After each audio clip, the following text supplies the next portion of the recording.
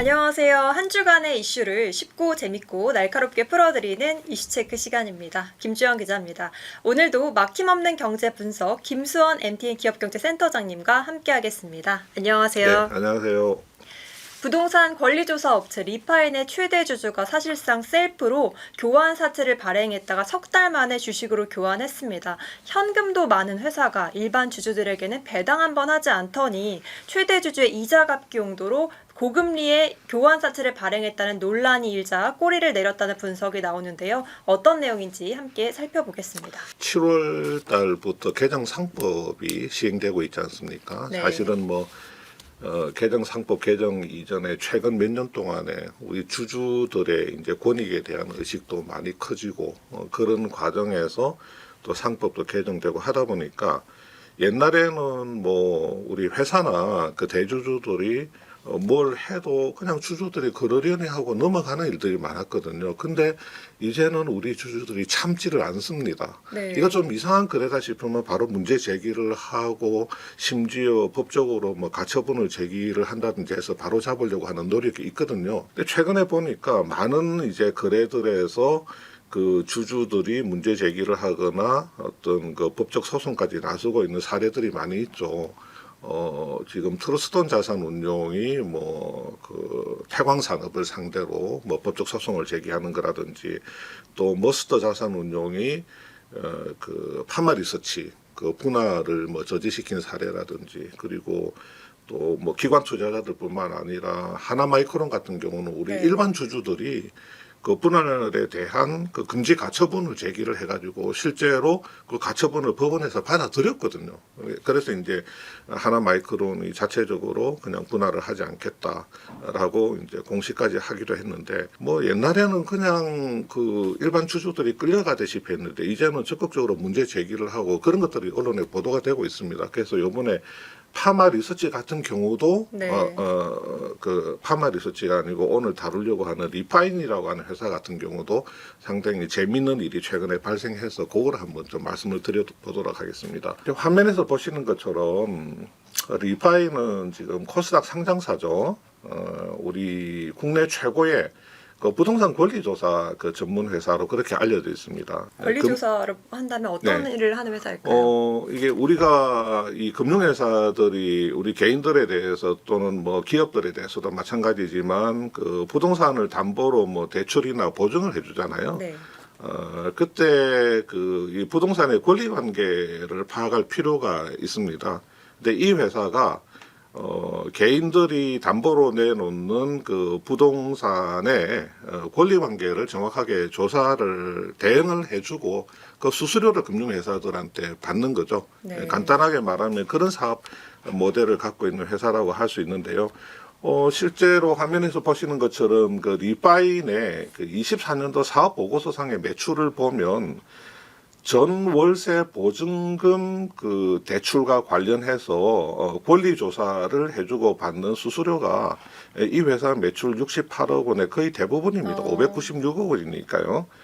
주택담보대출 권리 조사료도 있지만 대부분은 그냥 전 월세 보증금 대출을 금융기관이 해줄 때 부동산 권리 관계가 어떻게 되어 있는지 그런 거를 조사를 해주고, 실제로 대출이 나간 이후에도 그 부동산 권리 관계가 잘 유지되고 있는지 그런 것들을 조사를 해주고 수수료를 받는 것 같습니다. 저도 정확하게는 모르겠지만 대부분이 이제 그런 데서 매출을 일으키는 회사고, 여기 보시면 한 가지 재밌는 게 이 대부분의 매출처들이 이게 보험사예요. 보험사. 그러네요. 우리가 ABCD. 생각할 때는 사람들이 은행에서 대출을 많이 받으니까 은행이 매출처일 거로 생각하는데 대부분 보험사입니다. 보험사 비중이 굉장히 높다는 걸 알 수가 있고요.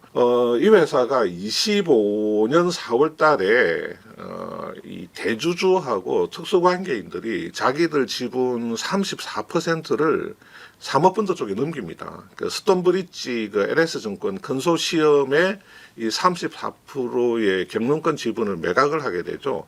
그때 1,600억 원에 매각을 하는데 경영권 프리미엄이 한 100% 정도 붙었습니다. 그래서 주당 27,000원 정도.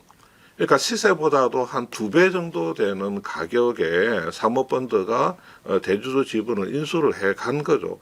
근데 이런 거래를 4월 달에 하고 나서 바로 한 일주일 뒤에 뭘 하냐면요. 리파인이 자사주를 그 교환 대상으로 한 그 교환사채를 발행을 합니다.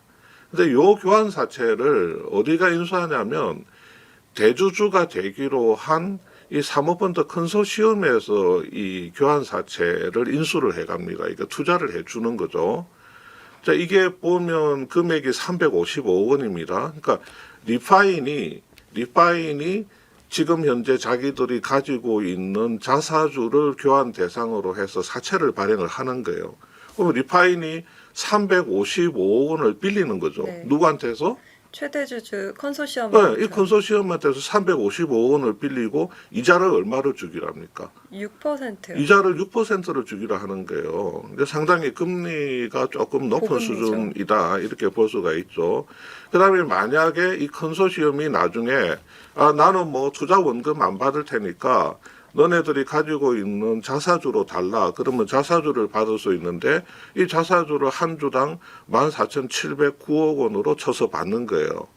그래서 이 컨소시엄이 241만 주 정도의 그 리파인 자사주를 갖고 갈 수 있는 그런 조건이 붙은 교환사채를 발행을 하게 되는 겁니다. 자, 그러면 이 교환사채를 발행을 해서 리파인은 왜 355억 원을 조달을 하느냐. 공시에 보면 뭐 운영자금이 좀 네. 필요하다. 그 다음에 뭐 기타 자금이 일부 필요하다.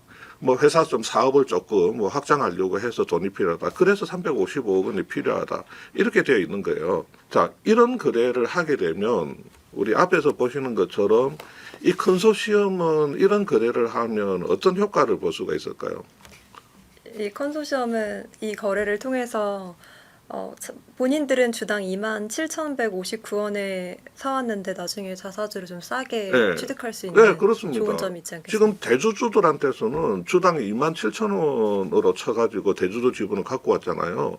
근데 이 EB에 투자를 했다가 나중에 리파인이 가진 자사주를 14,700원에 갖고 오게 되면 이 회사를 인수하는 과정에서 매수 평균 단가, 매수 평단가를 낮출 수 있는 효과를 누릴 수 있죠.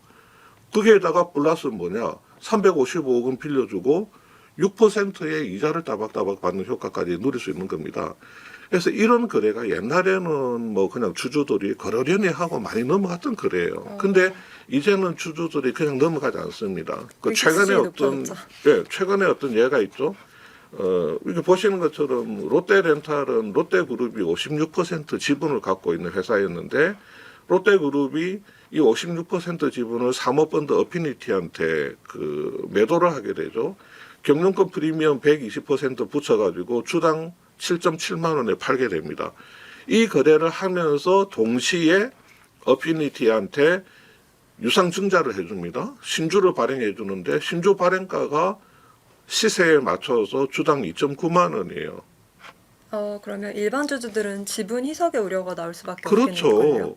어피니티는 대주주한테는 주당 7.7만 원으로 쳐줘가지고 주식을 받고 그 다음에 회사가 이제 신주 발행하는 거 그거를 2.9만 원에 받게 됩니다. 그러면 어피니티 입장에서는 자기들 롯데렌탈 지배력을 늘리면서 매수 평단가를 낮추는 효과를 볼 수 있지만 일반 주주들 입장에서 봤을 때는 김주영 기자가 말씀하신 대로 뭐 대주주가 경영권 프리미엄 120%로 팔 때 일반 주주들은 그냥 손가락 빨면서 그냥 쳐다보고 있어야 되는데 심지어 회사가 그냥 지금 2.9만 원에 어피니티한테 주식을 발행을 해주게 되면 일반 주주들 입장에서는 좀 전에 말씀하시는 대로 자기 지분율이 희석되죠.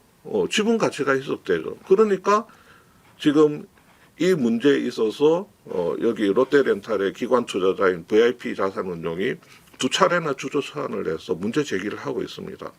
지금 우리 개정상법에 보면 주주 충실의 의무라고 있잖아요. 네, 이제 회사 충실을 넘어서 주주 충실을 해야 된다고 되어 있죠. 그러니까 회사 충실 의무만 있었는데 주주들에 대한 충실 의무도 있다. 이게 뭐냐면 전체 주주들의 이익을 이 사회는 다 고려를 해야 된다. 대주주 또 일반 주주들의 이익을 다 고려한 결정을 해야 되는데 이러한 결정 자체가 전체 주주들의 이익을 다 고려한 결정이냐에 대한 문제 제기를 할 수가 있는 거거든요. 자, 그러면 우리가 앞에서 본 리파인 거래 같은 경우도 대주주의 지분을 컨소시엄이 프리미엄 가격으로 인수를 하면서 또 교환사채라는 형식을 통해서 자사주는 그 시세에 맞춰서 싸게 인수를 할 수 있는 거. 자, 이 부분은 그냥 우리가 오케이, 네. 그냥 인정을 하자고요. 뭐 그럴 수도 있다. 아량으로 그냥 네. 그럴 수도 있다 하고 넘어가는데, 그러면 중요한 거는 그 355억 원이라는 돈이 리파인이 필요한 돈이냐, 뭐 운영 자금이나 기타 자금이라고 하는데 필요한 돈이냐. 리파인의 재무 상태를 한번 볼게요. 자, 이게 리파인의 재무 상태표입니다. 25년 1분기 말 기준으로, 자, 얼핏 보면 현금성 자산이 얼마가 돼 있어요? 네. 현금성 자산이 77억으로 보입니다. 그렇죠. 현금성 자산이 77억밖에 없네, 이렇게 생각할 수 있잖아요. 왜 이렇게 이거밖에 네, 없지라고 작년 생각할 수 말에는 있는데, 1,300억인데 다 어디다 썼어라는 그렇습니다. 생각이 작년 들죠. 말에는 1,308억 원의 현금이 있었는데, 이번에는 77억 원의 현금밖에 없네. 근데 그 밑에 보면 기타 금융자산이라고 해서 24년 말에 기타 금융자산이 22억밖에 없었는데 올해 1분기 말에는 이게 1,260억 원으로 늘어나요. 근데 이 기타 금융자산의 구성 내용을 보면 정기 예적금이 거의 대부분입니다. 정기 예적금이 보시는 것처럼 1,236억 원이에요. 그러면 우리가 뭘 유출을 할 수 있겠습니까? 이 표를 보면서. 이 기타 유동 금융자산에 포함된 정기 예적금도 사실은 현금이다 이렇게 네, 생각해 볼 수 이거 바로 있겠네요. 현금이죠. 그러니까 뭐냐면 현금이 1,308억 원에서 77억 원으로 줄어든 것처럼 보이지만 이 현금을 전부 정기 예적금으로 넣은 거예요. 네. 이 정기 예적금으로 넣으니까 정기 예적금이 22억에서 1,260억 원으로 늘어나고 현금성 자산은 마치 1,300억 원에서 77억 원으로 줄어든 것처럼 그렇게 보이잖아요. 근데 정기 예적금 사실은 김주영 현금과 기자도 다름없죠. 어마어마하게 갖고 있잖아요. 지금 3개 은행에 예치된 정기 예적금 김주영 기자가 지금 한 500억 정도 되는 걸로 알고 있는데, 제가 알기로는 정기 예적금이 현금입니까 아닙니까? 사실상 현금이죠. 현금이죠. 이건 바로 직방 현금이죠. 그러니까 다시 말해서 이 회사는 현금성 자산 77억에 정기 예적금 1,230억 원인가 이거를 더하면 1,300억 원의 현금을 갖고 있는 회사예요.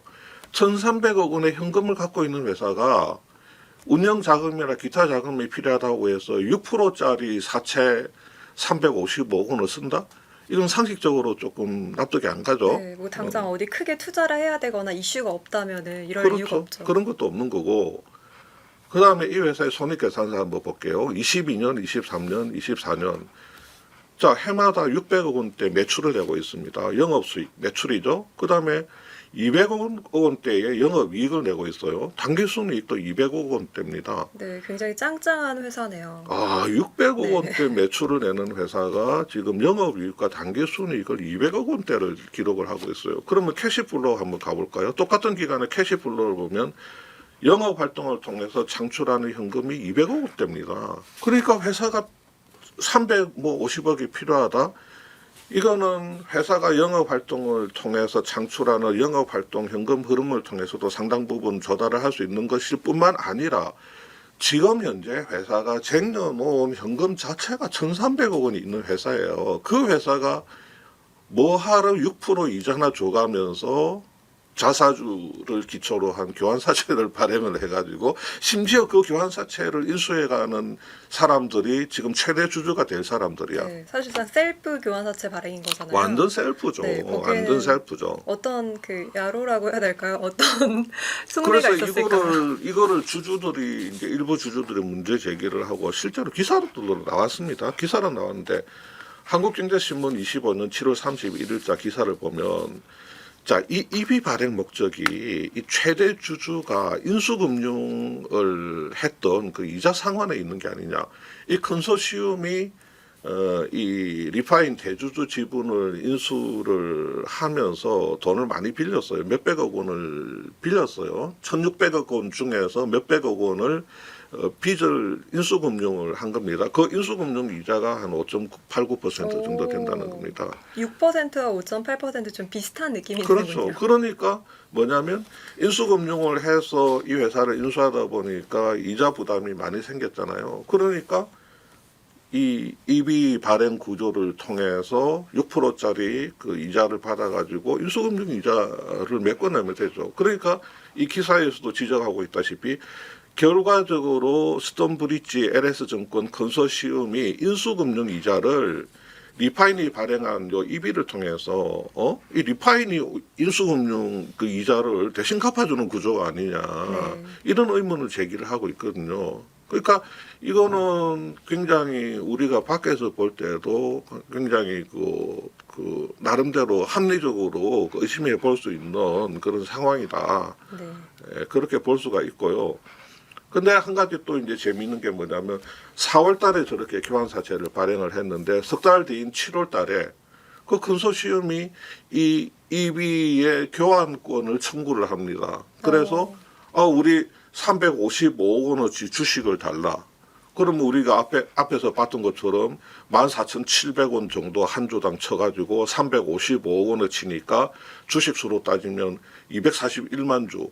리파인 총 발행 주식 수의 13.9%를 컨소시엄이 갖고 가게 된 겁니다. 자, 이렇게 되니까 근데 어떻게 생각하냐면 회사가 필요하지도 않은 355억 원을 6% 고금리로 저렇게 발행시켜서 이자를 뽑아갔으니 이게 앞으로 법적으로 문제가 될 소지가 있고 뭔가 배임성 거래가 아니냐 하는 문제 제기가 나타날 수 있으니까 그거를 지금 빨리 차단해야 되겠다 네. 해가지고 빨리 그냥 주식으로 바꿔버리면 이제 이자 부담이 발생하지 않으니까 교환권을 청구를 해서 이거 주식으로 바꾼 게 아니냐 이런 또 의문이 시장에서 생길 수밖에 네. 없죠. 마치 논란이 터지니까 후다닥 수습한 느낌이 드는군요. 그래서 이거 조짐이 이상하네.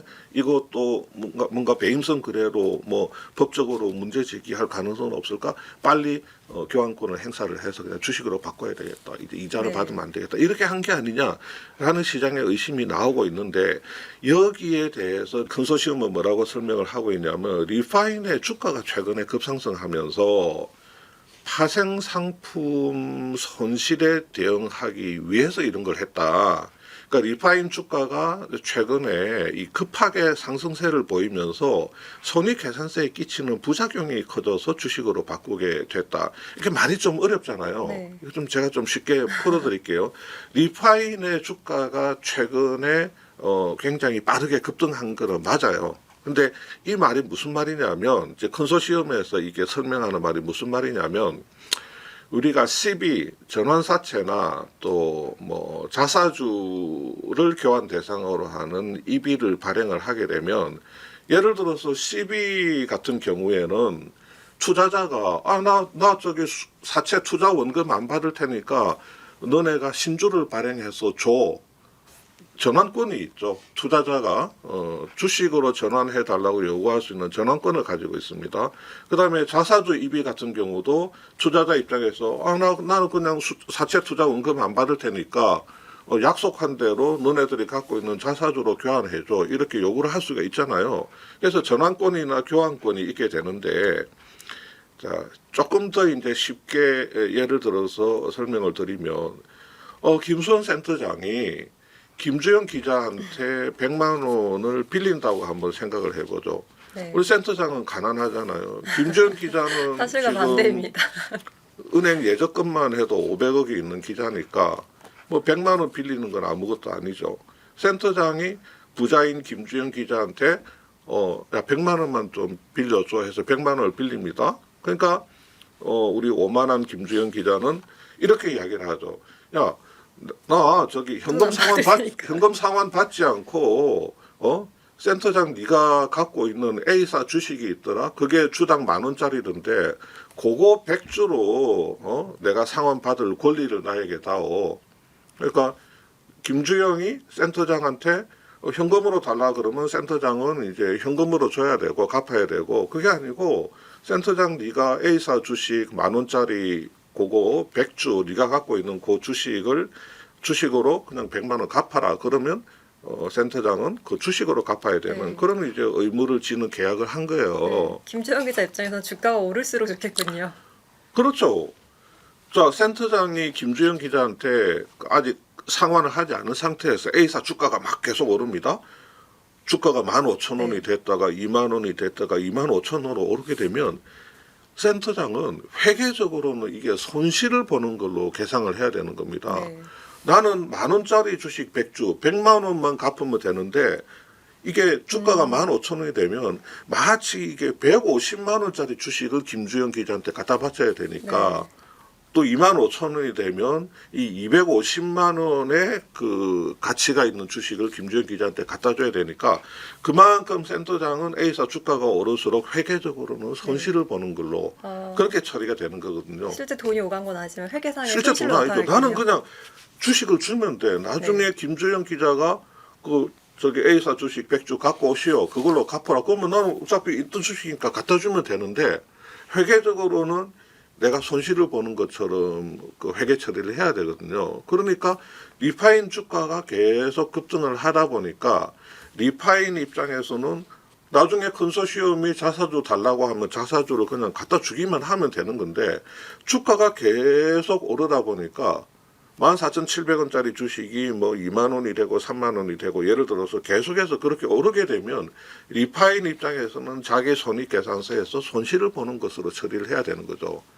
그러니까 컨소시엄이 설명하는 게 그러면 리파인 손익계산서에서 손실이 많이 발생되고 하니까 그냥 우리가 지금 바로 주식으로 이제 그냥 바꿔버리면 그런 문제가 더 발생하지 않는 거니까 그렇게 하기로 했다 이 이야기인데 이런 게 우리 파생상품 손실이라고 하는 거거든요. 네. 옛날에는 파생상품 손실을 기업이 공시를 하면 주주들이 뜨악했습니다. 이거 뭐야?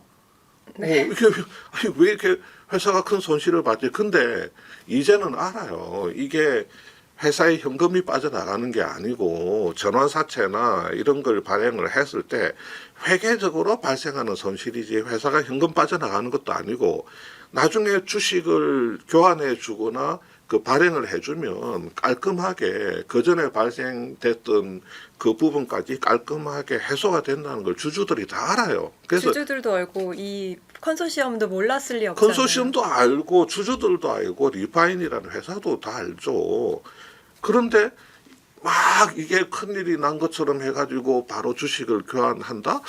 그러니까 이거는 어떤 그 업무상 배임 논란을 의식한 게 아닐까 하는 그런 이제 의혹들이 시장에서 이제 생기고 있는 거고요.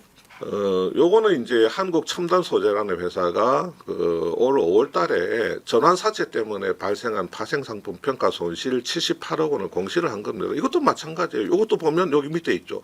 현금 유출이 없는 회계상 손실입니다. 이거 주주들 별로 신경 안 쓰는 문제예요. 예. 자, 그런 문제인 거고. 그런데 지금 한 가지 또 뭐가 있냐면 머스터 자산운용이 이 리파인 주식을 보시는 것처럼 7%대에서 다시 9%대까지 확대를 하면서 임시주총 소집을 요구를 한 상태입니다. 주총 안건은 뭐냐? 리파인의 자본잉여금을 이익잉여금으로 전입시켜라. 자본잉여금을 이익잉여금으로 전입시키라는 이유는 뭡니까? 이제 배당을 해줘라. 그렇죠. 그런 얘기죠. 배당 문제죠. 이익잉여금이 많으면 많을수록 배당 재원이 늘어나니까. 그러니까 배당을 좀 많이 앞으로 배당 이 회사가 리파인이 21년도에 코스닥에 상장한 이후로 한 번도 배당을 안 했어요. 근데 자본잉여금을 이익잉여금으로 전입을 시켜가지고 회계상의 배당 재원을 좀 짱짱하게 늘려가지고 앞으로 배당 확대를 요구하겠다는 그런 의사가 들어있다고 봐야 되는 거죠. 근데 이 머스터 자산운용이 어떤 데입니까?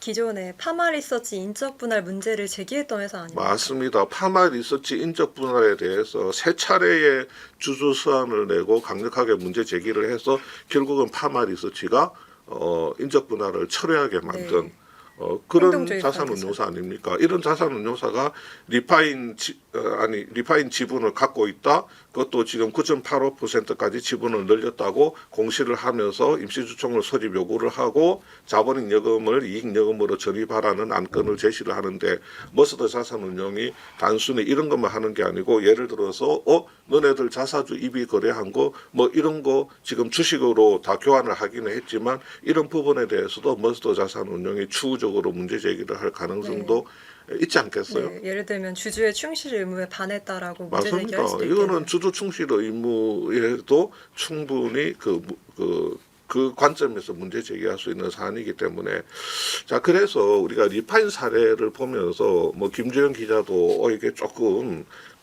이 거래 자체가 이제 쉽게 이해가 안 된다고 이렇게 생각을 하고 계시잖아요.